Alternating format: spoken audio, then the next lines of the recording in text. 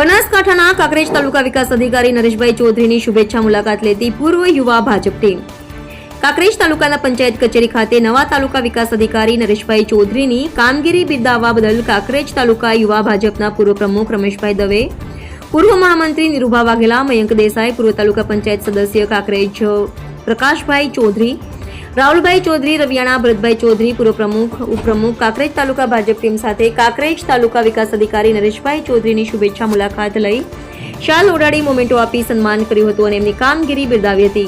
જોકે હાલમાં કાંકરેજ તાલુકામાં જુદી જુદી જગ્યાએ વૃક્ષારોપણ કાર્યક્રમ કરીને કાંકરેજ તાલુકાને હરિયાળું બનાવવા માટે તનમન ધનથી મહેનત કરી રહ્યા છે. ત્યારે 20/8/2025ના રોજ કાંકરેજ તાલુકાના નાનોટા ગામમાં 10 વીઘા જમીનમાં 3000 વૃક્ષોનું વાવેતર કરવામાં આવેલ છે. જોકે આ વૃક્ષારોપણ કાર્યક્રમમાં જિલ્લા ભાજપ પ્રમુખ કીર્તિસિંહ વાઘેલા અને બનાસ બેંકના ચેરમેન ડાયાભાઈ પિલિયાતર સહિત અનેક રાજકીય આગેવાનો સહિત 18 આલમના લોકો ઉપસ્થિત રહેશે, જેમાં બહેનોના હસ્તે વૃક્ષારોપણ કરવામાં આવશે.